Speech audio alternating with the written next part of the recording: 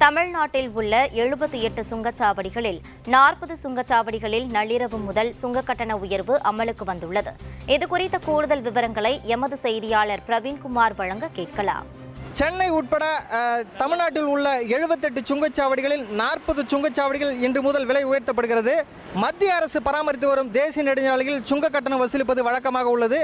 கடந்த 2 ஆண்டுகள் மட்டும் தமிழ்நாட்டில் புதிதாக 12 சுங்கச்சாவடிகள் திறக்கப்பட்டுள்ளன. இந்த சுங்கச்சாவடிகளில் குறிப்பாக 40 சுங்கச்சாவடிகள் இன்று முதல் விலை உயர்த்தப்படுகிறது. அதாவது வாகனங்கள் வகையை பொறுத்து ரூபாய் 5 to 75 வரை விலை உயர்த்தப்படுகிறது. சென்னை தேசிய நெடுஞ்சாலையில் மட்டும் தமிழ்நாட்டில் 78 இடங்களில் சுங்கச்சாவடிகள் அமைந்துள்ளன. இது குறிப்பாக 40 சுங்கச்சாவடிகள் இன்று முதல் விலை உயர்த்தப்படுகிறது.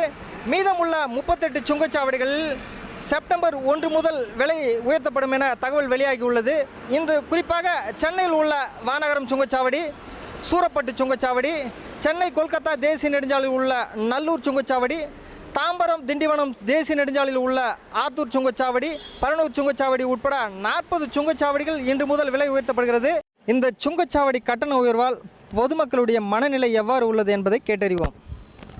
சார், இந்த சுங்கச்சாவடி கட்டண உயர்வை பற்றி நீங்கள் என்ன நினைக்கிறீங்க? என்ன நினைக்கிறேன்னா, சுங்கச்சாவடியே இருக்கக்கூடாது. நாங்கள் எங்களை மாரி அடித்தள மக்கள்லாம் ரொம்ப கஷ்டம். ஏன்னா நான் வந்து டெய்லியும் சென்னைக்கு போய்ட்டு வரோம். இதான் எங்களுக்கு பொழப்பு.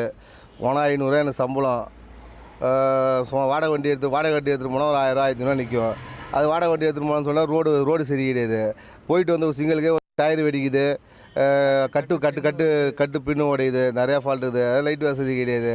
போயிட்டு வரது டோல்கேட் ஒரு நாளைக்கு போய்ட்டு ரிட்டர்ன் வரதுக்கு 500 டோல்கேட் ஆகுது. இதெல்லாம் வந்து கொஞ்சம் கம்மி பண்ணால் நல்லாயிருக்கும். அதை தான் எதிர்பார்க்குறோம். நடுத்தர மக்களுக்கு ரொம்ப கஷ்டமாக இருக்குது, பாதிப்பு. அவ்வளோ தான் சொல்லுவேன். டோல்கேட்டு ஒன்றும் விலைவாசியை குறைக்கணும், இல்லை டோல்கேட்டு இருக்கக்கூடாது. என்னோட கருத்து தான். ரோடு கொஞ்சம் நல்லா போட்டு கொடுக்கணும். மெயின் ரோடு நல்லா இல்லை. கிட்டத்தட்ட 120 கிலோமீட்டர் ரோடு சரி கிடையாது. ஒரு சைடு நல்லா இருக்கிற ரோட்டை தான் திரும்பி போகிறாங்களோ, நல்லா இல்லை ரோட்டை அது வரையும் போடல. நானும் டெய்லியும் பார்த்துட்டு தான் போகிறேன். அது சரி கிடையாது. லைட்டு வசதி சரி கிடையாது. அது கொஞ்சம் சரி பண்ணி கொடுத்தா நல்லாயிருக்கும். எங்களோட கருத்து அதான்.